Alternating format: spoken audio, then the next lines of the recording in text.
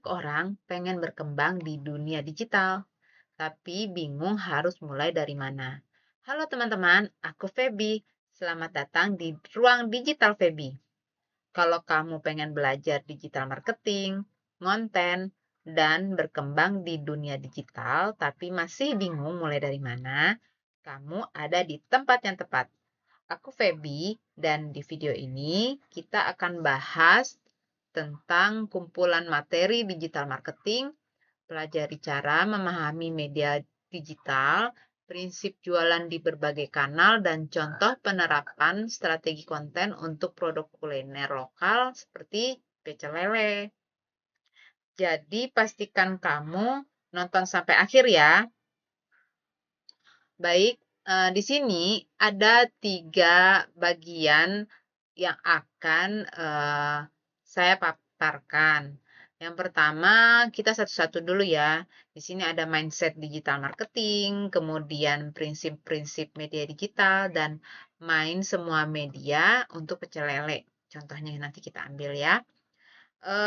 Jadi kita akan masuk dulu di pembahasan tentang mindset digital marketing.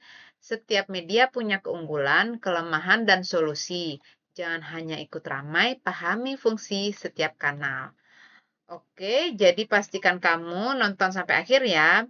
Sebelum kita bahas lebih lanjut, jangan lupa subscribe channel ini dan nyalakan lonceng notifikasinya biar kamu nggak ketinggalan insight digital lainnya. Dan kalau kamu punya pertanyaan atau topik yang mau dibahas, langsung aja tulis di kolom komentar ya.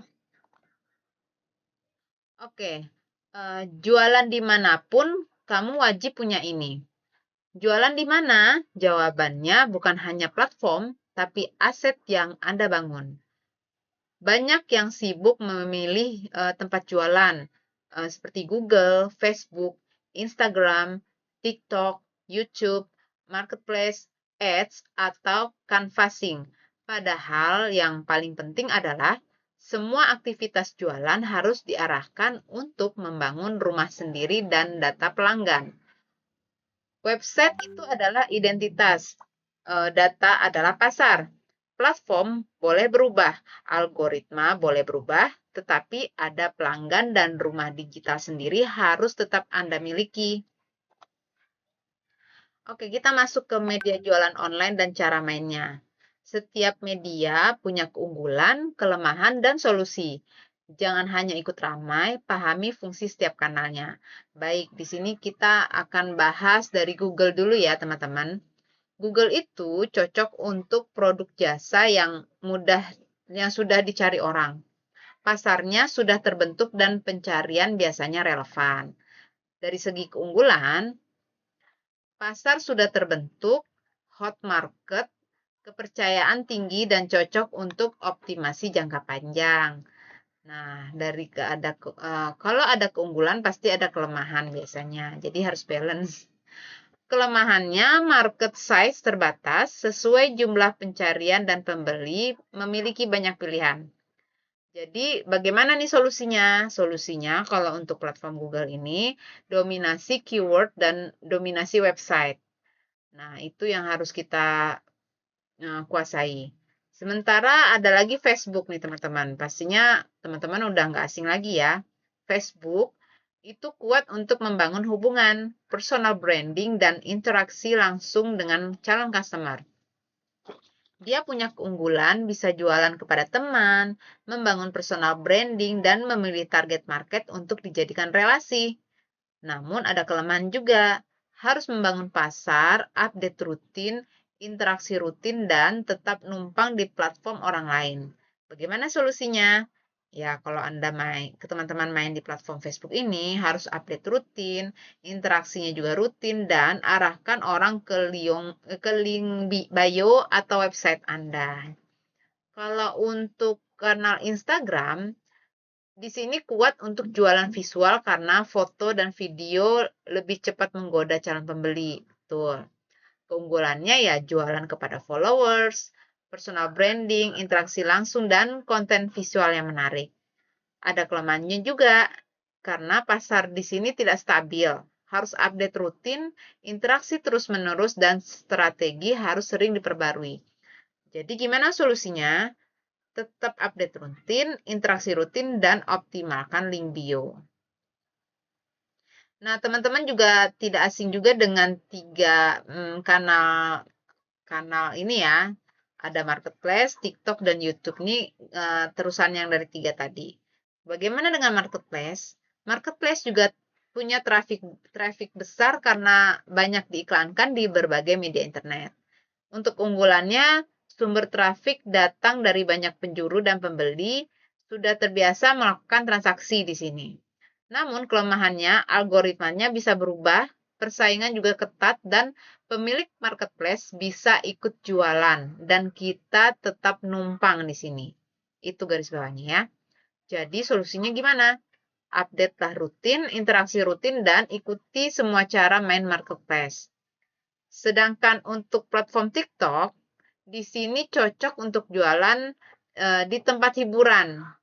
Jadi kita jualan sambil mencari tempat hiburan. Pembeli biasanya tertarik tanpa merasa sedang dijuali gitu. Keunggulannya, konten hiburan bisa membuat produk cepat dikenal dan mendorong pembeli spontan. Kelemahannya apa sih?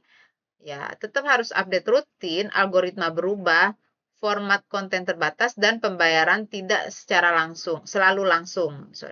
Solusinya ya tetap update rutin, interaksi rutin, dan arahkan audiens ke link bio. Nah, bagaimana dengan YouTube? YouTube cocok untuk membangun kepercayaan melalui video edukasi. Keunggulannya di sini konversi tinggi, kepercayaan tinggi, dan bisa menjadi sumber cuan tambahan. Kelemahannya apa? Harus update rutin juga, menjaga kunjungan, dan konsisten membuat konten.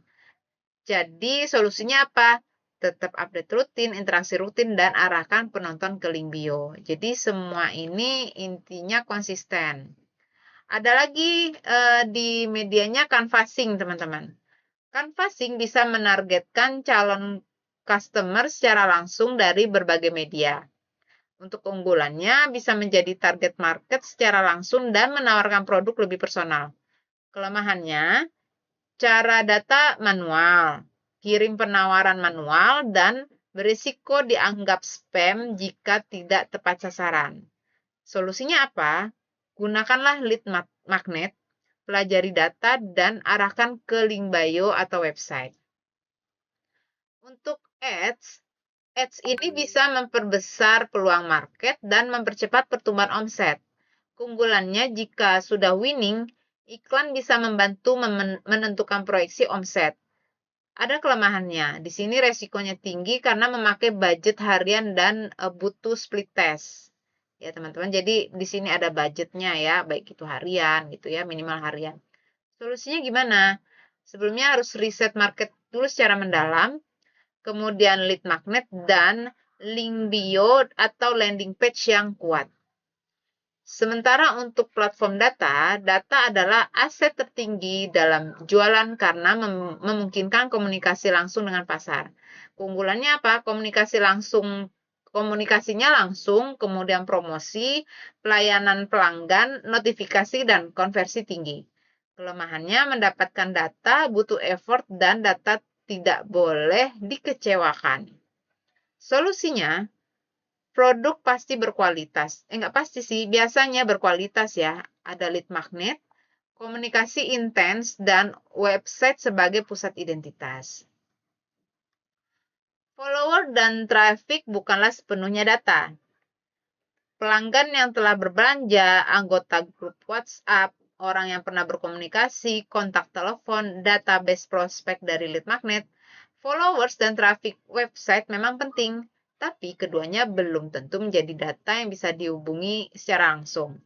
Followers dan traffic hanya menunjukkan tingkat kesadaran brand dan ketertarikan pasar.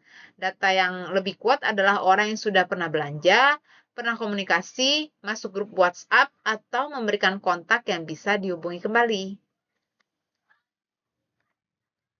Untuk website bagaimana? Nah, untuk website, menurut aku, website ini adalah rumah dan identitas. Kalau media sosial itu bisa berubah, marketplace juga bisa berubah. Algoritma apalagi bisa berubah-ubah. Bahkan platform baru bisa muncul dan membuat kita harus membangun dari awal lagi. Karena itu, apapun media jualan Anda, teman-teman, wajiblah punyai website atau web bio sebagai rumah digital. Semua aktivitas jualan sebaiknya berlabuh ke website. Tingkat tertinggi adalah data, karena data adalah pasar Anda sendiri. Mau bangun rumah digital dan data pelanggan? Mulailah dari website, web bio, atau web bio, landing page, lead magnet, dan strategi konten yang mengarah ke database. Baik, kalau teman-teman pengen lebih lanjut, belajarnya lebih berkembang lagi, maka nanti bisa konsultasi ya. Teruslah belajar, teruslah berkembang, dan jangan takut mulai. Aku Feby, see you next video.